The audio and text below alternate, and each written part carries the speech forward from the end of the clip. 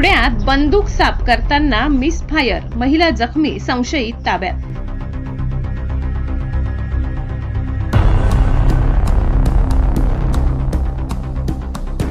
धुळे शहरातील चाळीसगाव रोड परिसरातील पूर्व हुडको भागात बंदूक साफ करत असताना अचानक मिसफायर झाल्याची धक्कादायक घटना घडली आहे। या अपघातात बंदुकीची गोळी लागून एक महिला जखमी झाली असून तिला तातडीने उपचारासाठी रुग्णालयात दाखल करण्यात आले।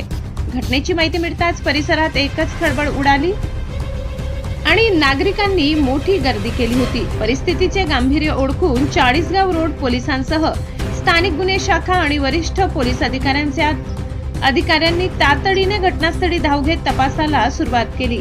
पोलिसांनी अवघ्या 2 तासात वेगाने तपास चक्रे फिरवून जुबेर पठाण या संशयिताला ताब्यात घेतले। प्राथमिक तपासात जुबेर याचे शस्त्र विक्रीचे दुकान असल्याची माहिती समोर आली असून ही घटना नेमकी कशी घडली आणि बंदूक परवानाधारक होता का या दिशेने पोलीस आता सखोल चौकशी करत आहेत। या घटनेमुळे परिसरात अफवांचे पेव फुटले होते, मात्र नागरिकांनी कोणत्याही चुकीच्या माहितीवर विश्वास ठेवू नये आणि शांतता राखावी असे आवाहन चाळीसगाव रोड पोलीस स्टेशनचे वरिष्ठ पोलीस निरीक्षक सुरेश कुमार धुसर यांनी केले। Bureau report, Dhule. सहसंपादक अनिल बोरसे। संध्याकाळी 5:30 दरम्यान 100 फुटी रोड जवळ एक आणसी गाळे नावाचा एक एरिया आहे, पश्चिम हुडको या परिसरामध्ये, तिथे फायरिंग झाल्याचं आम्हाला माहिती मिळाली होती।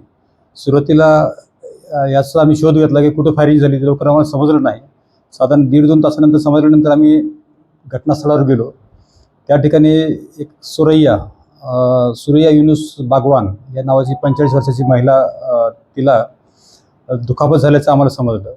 घटनास्थळी गेल्यानंतर आम्ही त्या घटनास्थळाचा मुआयना केला। मुआयना केल्यानंतर एक संशयित म्हणून आम्हाला ते गोळी ज्या दिशेने आली आहे त्या दिशेकडे आम्ही तपासाचे सूत्र हलवले आणि असं समजलं की तो शस्त्र विक्रीचं त्याचं दुकान आहे, तिथून ती फायरिंग झालेली असल्याचं आमचा संशय होता। त्यानंतर आम्ही आमची टीम वाढवली आणि सर्व सर्च मोहीम राबवली। सर्च मोहीम राबवल्यानंतर आम्हाला ज्या ठिकाणी फायरिंग झालेली आहे त्या ठिकाणी एक रिकामी केस आम्हाला मिळालेली आहे। त्यावरून तो आरोपी आमचा निष्पन्न झालेला आहे। जुबेर नावाचा तो आरोपी आहे, त्याला आम्ही या प्रकरणात ताब्यात घेतलेला आहे। त्यातली ज्या रिव्हॉल्वरने फायरिंग झालेली आहे तीही रिव्हॉल्वर ताब्यात घेतलेली आहे। सदर प्रकरणामध्ये आम्ही त्या महिलेचा जबाब नोंद करून गुन्हा नोंद करण्याची प्रक्रिया सुरू केलेली आहे। या प्रक्रियेमध्ये फॉरेन्सिक टीम आलेली होती। या सर्व प्रक्रियेमध्ये आम्हाला LCBच्या टीमने, DYSP उपासे सर यांच्या टीमने आणि आमच्या टीमने या सर्वांनी मेहनत केली। जवळपास 2 तासाच्या मेहनतीने आम्ही या प्रकरणाचा छडा लावण्यात यशस्वी ठरलो आहोत।